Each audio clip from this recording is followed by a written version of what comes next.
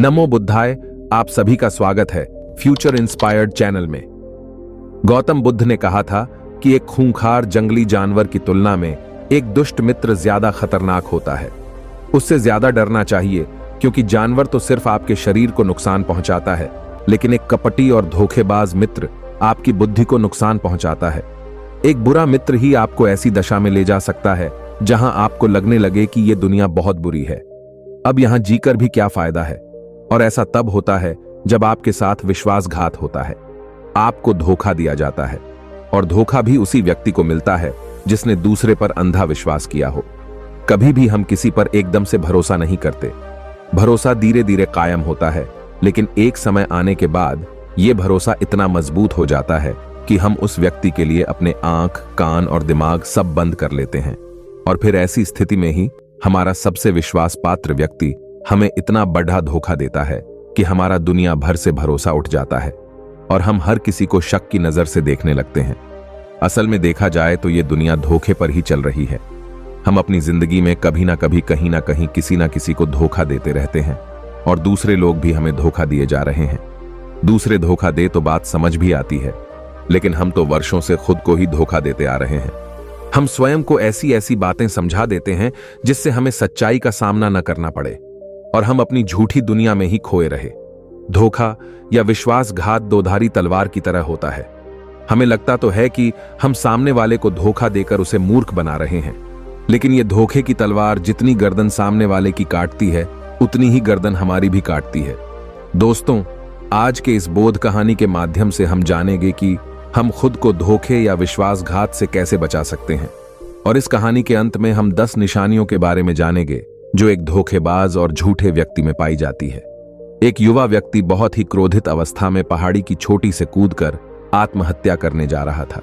जैसे ही वो पहाड़ी के शिखर पर पहुंचा, वो जोर से चिल्लाया, ये दुनिया इतनी बुरी क्यों है? यहां सब इतने स्वार्थी क्यों हैं?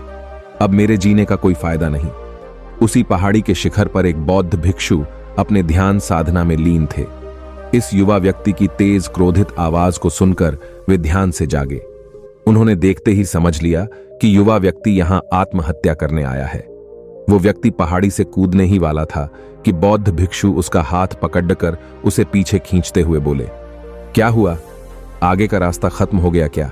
कैसा रास्ता? यहां तो कोई रास्ता है ही नहीं। मैं तो यहां से कूदकर आत्महत्या करने वाला हूं। बौद्ध भिक्षु ने कहा, मरना तो एक दिन सभी को है, लेकिन तुम्हें इतनी जल्दी क्यों है? युवा व्यक्ति ने कहा, क्योंकि ये दुनिया रहने लायक नहीं है। यहां सब स्वार्थी है, सब धोखेबाज है। मैंने जिस पर भरोसा किया उसी ने मुझे धोखा दिया। मेरे सगे भाई ने मुझे धोखा दिया, मेरे मित्रों ने मुझे धोखा दिया, लेकिन आज तो हद हो गई। मेरी पत्नी ने भी मुझे धोखा दे दिया। वो एक अमीर व्यापारी के साथ चली गई। इतने सारे धोखे मिलने के बाद अब मेरे इस दुनिया में जीने का कोई मतलब नहीं। इस स्वार्थी दुनिया में कोई भरोसे के लायक नहीं, इसीलिए मैं आत्महत्या करने जा रहा हूं। बौद्ध भिक्षु ने कहा, क्या तुम स्वार्थी नहीं हो? क्या तुम पर भरोसा किया जा सकता है? व्यक्ति ने कहा, मैंने आज तक किसी को धोखा नहीं दिया, किसी के साथ विश्वासघात नहीं किया। आप चाहो तो मेरे गांव में जाकर भी पूछ सकते हो। लोग ही अक्सर मेरा फायदा उठाते रहते हैं, लेकिन मैंने आज तक किसी के साथ बुरा नहीं किया। बौद्ध भिक्षु ने कहा कि मैं तुम पर भरोसा नहीं कर सकता। तुम्हें मुझे यह सिद्ध करके दिखाना पड़ेगा कि तुम एक स्वार्थी व्यक्ति नहीं हो। व्यक्ति ने पूछा, इसे सिद्ध करने के लिए मुझे क्या करना पड़ेगा? भिक्षु ने कहा कि तुम्हें अगले 1 साल तक मेरे साथ मेरे आश्रम में रहना पड़ेगा। तब जाकर मैं जान पाऊंगा कि तुम एक ईमानदार व्यक्ति हो या फिर तुम भी दूसरों की तरह स्वार्थी और धोखेबाज हो। वो व्यक्ति बौद्ध भिक्षु के साथ 1 साल के लिए उनके आश्रम में रहने के लिए तैयार हो गया। बौद्ध भिक्षु उस युवा व्यक्ति को अपने साथ अपने आश्रम में ले गए और उसे अपना शिष्य बना लिया। अगले दिन सुबह होते ही बौद्ध भिक्षु ने उस शिष्य को अपने पास बुलाया और कहा कि मुझे तुम पर भरोसा तो नहीं है, लेकिन फिर भी तुम जाओ और भिक्षा मांग कर लाओ। तब तक मैं तुम्हारे दूसरे गुरु भाइयों को शिक्षा देता हूं। उस युवा शिष्य ने गुरु को प्रणाम किया और भिक्षा मांगने के लिए चल पड़ा। उसने आज से पहले कभी भी भिक्षा नहीं मांगी थी, इसीलिए उसे भिक्षा मांगने में बड़ी तकलीफ हो रही थी। उसके मुंह से भिक्षा के लिए शब्द नहीं निकल रहे थे। उसका अहंकार उसे भिक्षा मांगने से रोक रहा था, लेकिन उसके अंदर एक और अहंकार उमड़ रहा था, गुरु को गलत सिद्ध करने का अहंकार। इसीलिए उसने भिक्षा मांगी। और उस भिक्षा को लेकर वापस गुरु के पास पहुंचा। उसके हाथ में भिक्षा देखकर गुरु ने कहा, तुम कुछ तो भरोसे के लायक हो। मुझे लगा था कि तुम भिक्षा नहीं मांग पाओगे, लेकिन तुमने मुझे गलत सिद्ध कर दिया। आओ मेरे साथ मेरी कुटिया में चलते हैं, वहां मैं तुम्हें कुछ दिखाना चाहता हूं। गुरु शिष्य को अपने साथ अपनी कुटिया में ले गए। वहां कुटिया में ऊपर एक मटकी लटक रही थी। गुरु ने मटकी की ओर इशारा करते हुए कहा, उस मटकी को देख रहे हो, उसमें जहर रखा हुआ है, और जहर भी ऐसा है कि अगर किसी को दे दो तो व्यक्ति बड़े आराम से मर सकता है और किसी को पता भी नहीं चलेगा कि उसकी मौत कैसे हुई। युवा शिष्य ने कहा, लेकिन गुरुदेव, आप ये सब मुझे क्यों बता रहे हैं? बौद्ध भिक्षु ने कहा कि मैं बस तुम्हें सावधान कर रहा हूं कि कभी इसे गलती से खा मत लेना। कुछ दिनों बाद गुरु अपने शिष्यों के साथ एक जंगल से गुजर रहे थे। तभी कुछ जंगली लुटेरों ने अचानक उन पर हमला कर दिया। सभी शिष्य अपनी अपनी जान बचाकर इधर उधर भागने लगे, लेकिन ज्यादा उम्र होने की वजह से गुरु भाग नहीं पा रहे थे। यह बात उस युवा शिष्य ने अनुभव की और वो बहादुरी का प्रदर्शन करते हुए अपने गुरु को डाकुओं से बचाकर आश्रम तक सुरक्षित ले आया। आश्रम पहुंचकर गुरु ने उस शिष्य की सभी के सामने बहुत प्रशंसा की और कहा कि तुम सभी लोगों से अच्छा तो मेरा ये नया शिष्य है, जिसने अपनी जान पर खेलकर मेरी जान बचाई और मुझे सुरक्षित यहां तक ले आया। आज से मुझे इस पर पूरा भरोसा है। उस दिन के बाद से हर सुबह जब भी गुरु से मिलते तो उससे एक बात जरूर कहते, मुझे तुम पर पूरा भरोसा है। धीरे धीरे गुरु का उस शिष्य पर भरोसा बढ़ता चला गया और वो इतना बढ़ गया कि गुरु ने एक दिन शिष्य को अपने पास बुलाया और कहा, मेरा कोई पुत्र नहीं है, लेकिन तुम मेरे पुत्र जैसे ही हो।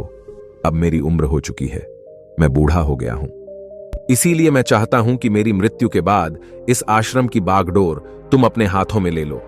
शिष्य ने कहा कि गुरुदेव, अगर आपकी यही इच्छा है तो मैं आपकी खुशी के लिए यह जिम्मेदारी भी उठाऊंगा। इतना कहकर शिष्य वहां से चला गया।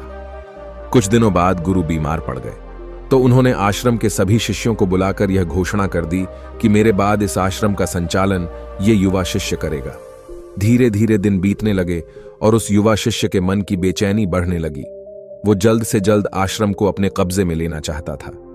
वो हर सुबह गुरु के पास जाकर यही देखता कि गुरु के स्वास्थ्य में कोई प्रभाव पड़ा है या नहीं। गुरु का स्वास्थ्य तो दिन प्रतिदिन अच्छा होता जा रहा था। अब तो उसके सब्र का बांध भी टूटने लगा। उसकी तो नींद उड़ गई। वो हर समय यही सोचता रहता कि कैसे गुरु को रास्ते से हटाया जाए और किसी को पता भी ना चले। कभी वो सोचता कि गुरु को नदी में धक्का दे देता हूं, लेकिन अगले ही पल उसे ख्याल आता कि गुरु तो अच्छे तैराक है, वो तैर कर बाहर आ जाएंगे। फिर कभी सोचता कि गुरु का गला दबाकर मार देता हूं। सब जानते हैं कि मैं गुरु का भरोसेमंद हूं, इसीलिए मुझ पर किसी को शक भी नहीं होगा। लेकिन फिर वो सोचता कि अगर थोड़ी सी भी चूक हुई तो इससे बात बिगड़ भी सकती है। उसने सोचा कि मुझे कोई ऐसा तरीका ढूंढना होगा जिसमें गुरु की मौत भी हो जाए और सभी को यही लगे कि ये एक स्वाभाविक मृत्यु थी और भगवान को यही मंजूर था। एक दिन वो युवा शिष्य गुरु के पास उनकी कुटिया में बैठा हुआ था। तभी उसकी नजर ऊपर लटक रही मटकी पर पड़ी। उसे याद आया कि गुरु ने कहा था कि इसमें जहर है और जहर भी ऐसा है जिसका किसी को पता नहीं चलता। उसने सोचा कि यही सही रहेगा, ये जहर गुरु को दे देता हूं और किसी को पता भी नहीं चलेगा कि उनकी मृत्यु कैसे हुई। फिर पूरे आश्रम पर सिर्फ मेरा नियंत्रण होगा। अगले दिन उसने चुपके से गुरु की कुटिया से वो जहर चुरा लिया और उसे गुरु के खाने में मिला दिया। गुरु ने वो खाना खा लिया और रात में सोने चले गए। लेकिन जब सुबह हुई तो पूरा आश्रम जगा, पर गुरु नहीं जागे। शिष्यों ने गुरु की कुटिया में जाकर देखा तो पता चला कि गुरु की तो मृत्यु हो गई है। जब यह बात उस युवा शिष्य को पता चली तो वो अंदर ही अंदर बहुत खुश हो गया था और आश्रम को अपने नियंत्रण में लेने का काम शुरू कर दिया। उसी आश्रम में गुरु का एक सबसे पुराना शिष्य था। वो चुपचाप ये सारी घटना देख रहा था। वह अपनी कुटिया में गया और वहां से एक औषधि लेकर आया और वो औषधि उसने गुरु को पिला दी। थोड़ी ही देर में गुरु की चेतना लौट आई और वो एकदम स्वस्थ होकर बैठ गए। ये सब देखकर उस युवा शिष्य के पैरों तले जमीन खिसक गई। वो पूरी तरह घबरा गया। गुरु ने बाकी के सभी शिष्यों को अपने अपने कामों में वापस भेज दिया और उस युवा शिष्य को अपने पास बुलाकर कहा, क्या तुम अभी भी विश्वास के लायक हो? क्या तुमने मुझे धोखा नहीं दिया? क्या तुम स्वार्थी नहीं हो?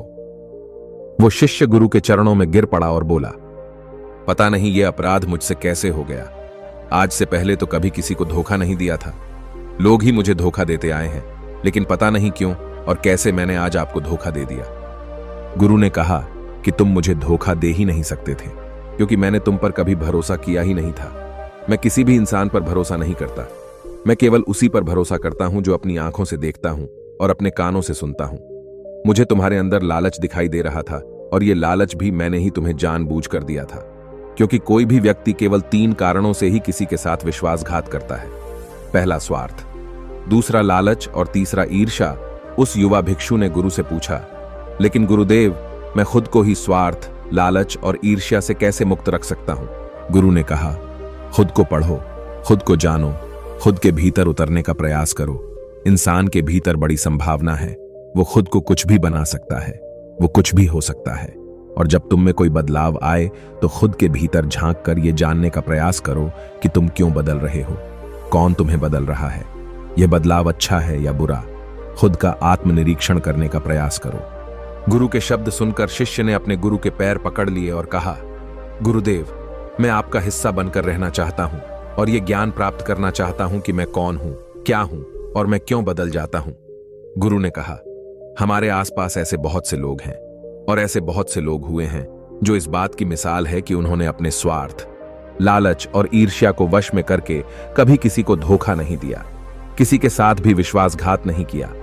धोखा इंसान तभी देता है जब उसे लगता है कि वो जो कर रहा है उसे कोई नहीं देख रहा और भविष्य में भी किसी को उसका पता नहीं चलेगा और जो वो कर रहा है वही सही है। हालांकि पकड़े जाने के बाद खुद को बचाने के लिए वो तर्क देता है कि मैं तो कुछ कर ही नहीं सकता था, मेरे पास यही आखिरी रास्ता बचा था, मैं मजबूर था। लेकिन हर धोखे के पीछे की सच्चाई यही है कि व्यक्ति जानबूझकर अपने फायदे के लिए ये सब करता है। गुरु ने शिष्य की आंखों में देखते हुए कहा, याद रहे, हम जब भी किसी को धोखा देते हैं तो हम उसकी आंतरिक चेतना को ठेस पहुंचाते हैं और वो इतनी बुरी तरह आहत होता है कि उसका किसी पर भरोसा नहीं रह जाता और वो अंदर से बहुत दुखी और खुद को अकेला महसूस करने लगता है। इसीलिए अगर तुम चाहते हो कि तुम्हें कोई धोखा ना दे पाए तो अपनी आंख, कान और दिमाग को खुला रखो। लोगों पर भरोसा तो करो, लेकिन इतना भी भरोसा मत करो कि वो तुम्हारा फायदा उठाने लग जाए। हमेशा अपने सबसे महत्वपूर्ण कामों का नियंत्रण अपने हाथों में रखो और कभी भी अपने जीवन की बागडोर किसी दूसरे के हाथों में मत दो। और बीच बीच में खुद की जांच पड़ताल करते रहो कि जिस धोखे से तुम बचना चाहते हो, कहीं वैसा धोखा तुम किसी दूसरे के साथ तो नहीं कर रहे हो। और अगर फिर भी तुम्हें कोई धोखा दे, तुम निराश मत होना, क्योंकि हर एक धोखा इंसान को कुछ ना कुछ सिखाकर ही जाता है।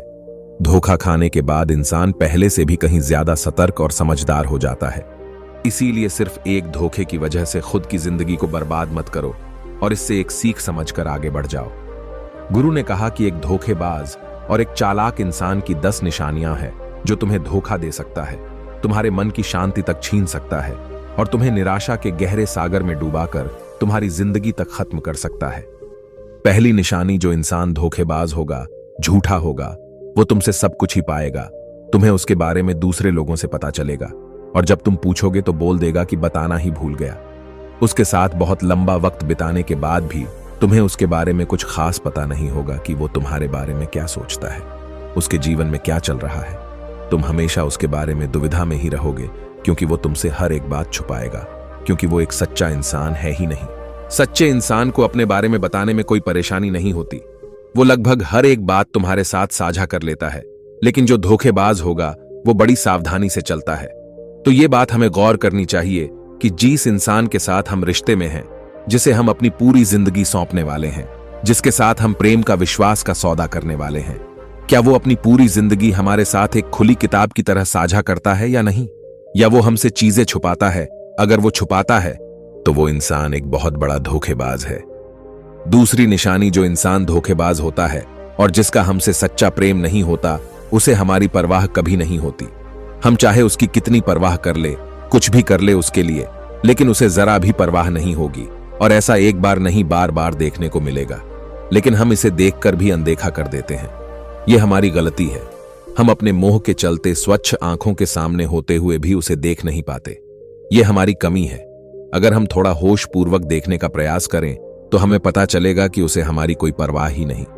तीसरी निशानी, जो इंसान धोखेबाज होता है, जो बहुत बड़ा झूठा होता है, उसकी खुद की बातें खुद से ही मेल नहीं खाती।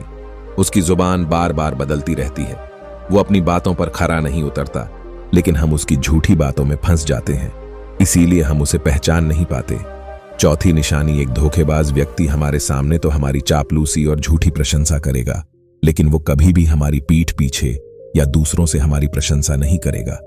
हम चाहे उसके लिए मर ही क्यों ना जाए, लेकिन वो कभी भी हमारी प्रशंसा नहीं करेगा और हमें उतनी अहमियत कभी नहीं देगा जितनी हम उसे अपनी जिंदगी में देते हैं, क्योंकि वो एक दिन हमें धोखा देने वाला है, जो हमें बहुत बड़ा धोखा मिले। इससे अच्छा है कि हम पहले ही सावधान हो जाएं। पांचवी निशानी, वो क्या कहते हैं उस पर ध्यान मत दो, बल्कि वो तुम्हारे साथ क्या करते हैं उस पर ध्यान दो, क्योंकि बातें कहना बड़ा आसान होता है लेकिन करना बड़ा मुश्किल होता है। पर अधिकतर लोग इन्हीं बातों में आकर फंस जाते हैं। इसीलिए चाहे वो तुमसे कितनी बातें करे, कितने ही वादे करे, लेकिन जब तक वो उन्हें करके ना दिखाए, भरोसा मत करना। छठी निशानी, जो अक्सर प्रेम संबंधों में देखने को मिलती है, कि एक धोखेबाज व्यक्ति अपने से प्रेम करने वाले को ऐसे लेता है कि सामने वाला हमेशा उसके लिए उपलब्ध रहने वाला है, वो कहीं नहीं जाने वाला, यहीं पड़ा रहेगा। इसीलिए ना वो उसको इज्जत देता है और ना ही उसका सम्मान करता है, और अगर उनसे सम्मान की भीख मांगी जाए तो वो बेइज्जती करता है। अगर किसी रिश्ते में किसी के सामने गिड़गिड़ाना पड़े, भीख मांगनी पड़े कि मुझे अपना समय दो, मुझसे बातें करो, तो इससे घटिया रिश्ता और कोई हो ही नहीं सकता जिसको तुमसे सच्चा प्रेम होगा। वो खुद चाहेगा कि उसका ज्यादातर समय तुम्हारे साथ ही बीते, जिससे तुम्हें समय की भीख मांगनी पड़े। समझ जाओ कि उसके अंदर तुम्हारे लिए कोई प्रेम नहीं है। सातवीं निशानी, उसके पास हर काम के लिए समय होगा, लेकिन तुम्हारे लिए कभी भी समय नहीं होगा। वो अपनी जिंदगी में तुम्हारे लिए कुछ भी नहीं छोड़ने वाले, लेकिन तुम्हें कभी भी छोड़ देंगे। वो तुमसे बात तभी करेंगे जब उनका मन होगा, ना कि तब जब तुम्हें उनकी जरूरत होगी। वो तुम्हें तो किसी दूसरे इंसान से बदल सकते हैं, लेकिन तुम्हारे लिए कुछ भी नहीं बदलेंगे, ना अपनी आदतें, ना अपना स्वभाव और ना ही अपना आराम। आठवीं निशानी, वो कभी भी तुम्हारे प्रति समर्पित और प्रतिबद्ध नहीं होंगे। वो तुमसे ये कभी नहीं कहेंगे कि चाहे कुछ भी हो जाए, हम तुम्हारे साथ हैं। ये तुम्हें कभी एहसास नहीं होगा कि कल को तुम्हें कुछ हो जाए तो वो तुम्हारे साथ होंगे, चाहे कैसा भी समय हो, वो तुम्हारा साथ देंगे। ये एहसास तुम्हारे अंदर कभी भी नहीं आएगा। वो केवल अपनी शर्तों पर तुम्हारे साथ रहेंगे। जब जब उन्हें आराम होगा, जब जब उन्हें अच्छा लगेगा, वो तुम्हारे साथ रहेंगे, और अगर उन्हें थोड़ी सी भी तकलीफ हुई तो वो चले जाएंगे, क्योंकि वो अपने आराम से बाहर आकर तुम्हारे लिए कभी भी कुछ भी नहीं करने वाले। नौवीं निशानी, वो तुम्हें हमेशा दुख पहुंचाते रहेंगे, कभी जानबूझकर तो कभी उन्हें पता भी नहीं चलता कि वो तुम्हें कितना दुख पहुंचा रहे हैं, और तुम्हारे दिल को ठेस पहुंचती रहेंगी। जो इंसान तुमसे सच्चा प्रेम करता है, उसके साथ तुम्हें खुशी महसूस होगी। उसके साथ रहने पर तुम्हें ऐसा लगेगा कि जैसे तुम हल्के होकर हवा में उड़ रहे हो। और अगर तुम एक धोखेबाज, एक गलत इंसान के साथ रिश्ते में हो, तो तुम्हें सब कुछ भारी भारी और बोझिल लगेगा। ऐसा लगेगा जैसे कुछ ठीक नहीं हो रहा है। तुम्हारे अंदर से आवाज आएगी, ये रिश्ता ठीक नहीं है तुम्हारे लिए। पर अगर तुम उसे सुनकर भी अनसुना कर देते हो तो ये तुम्हारी गलती है। 10वीं निशानी, तुम उनकी जिंदगी में कभी नहीं होते। कोई विशेष जगह नहीं होती तुम्हारी उनकी जिंदगी में। वो जब चाहे बड़ी आसानी से तुम्हें अपनी जिंदगी से बाहर कर सकते हैं और उन्हें कोई फर्क नहीं पड़ेगा। अगर तुम्हें भरोसा नहीं है और सच्चाई जाननी है तो कुछ दिनों के लिए उनकी जिंदगी से गायब हो जाओ। उन्हें जरा भी फर्क नहीं पड़ेगा, बल्कि वो तो और खुश हो जाएंगे। वो सोचते होंगे कि अच्छा हुआ मुसीबत हमारी जिंदगी से टल गई और अब हम आजाद हैं। दोस्तों, अगर आप भी ऐसे इंसान के साथ रिलेशनशिप में हो तो होश में आ जाइए और जितना जल्दी हो सके इससे बाहर आइए। यकीन मानिए, ऐसे रिश्ते से बाहर आकर आपको शांति, सुकून, प्यार सब मिलेगा। क्या सिर्फ वही एक इंसान इस दुनिया में है? आप एक बुरे इंसान को छोड़ेंगे तो 10 अच्छी इंसान आएंगे आपकी जिंदगी में, जो आपको सम्मान देंगे, प्यार देंगे। पर जब तक आप ऐसे झूठे इंसान के साथ जुड़े रहेंगे, आपको दूसरे अच्छे इंसान दिखाई तक नहीं देंगे। लेकिन जैसे ही आप ऐसे धोखेबाज इंसान को छोड़ेंगे, आपकी जिंदगी में अच्छे इंसान आने शुरू हो जाएंगे। जिन लोगों के साथ रिलेशनशिप में प्यार में धोखा होता है, वो कहते हैं कि प्यार व्यार कुछ नहीं होता, सब कुछ धोखा होता है। आजकल सब कुछ झूठ है, लेकिन यह पूरी तरह से सच नहीं है। वो इंसान जिसने आपको धोखा दिया, जो प्यार का मतलब ही नहीं जानता था। पर आज भी दुनिया में बहुत से लोग हैं जो प्यार करना भी जानते हैं और उसे निभाना भी जानते हैं। जिन जिन लोगों के साथ धोखा हुआ, वो तो अपनी तरफ से सच्चा प्यार ही करते थे ना। प्रेम तो ईश्वर का वरदान है और प्रेम पर ही दुनिया टिकी हुई है। अगर एक गलत इंसान आपके प्रेम को नहीं समझ पाया, तो इसका मतलब यह नहीं कि इस दुनिया में प्रेम है ही नहीं। ये दुनिया प्रेम से ही चलती है। ये हंसती नाचती दुनिया प्रेम करने वालों की बदौलत ही है। और अंत में एक बात और कहना चाहूंगा, अगर आपको अपने परिवार वालों से धोखा मिला या फिर आपको कोई गलतफहमी हो गई हो, तो कोशिश यही करो कि आप लोग एक दूसरे की बात को समझें, एक दूसरे को जानें और एक दूसरे को माफ करें, क्योंकि आपको बहुत सारे लोग मिल जाएंगे, लेकिन आपके परिवार जैसे लोग आपको पूरी दुनिया में और कहीं नहीं मिलेंगे। तो दोस्तों, कैसी लगी कहानी हमें कमेंट सेक्शन में जरूर बताएं, और अच्छी लगी हो तो इस चैनल को सब्सक्राइब करके नोटिफिकेशन बेल को जरूर प्रेस कर देना। तो मिलते हैं अगली किसी कहानी में, तब तक के लिए अपना ख्याल रखें। नमो बुद्धा।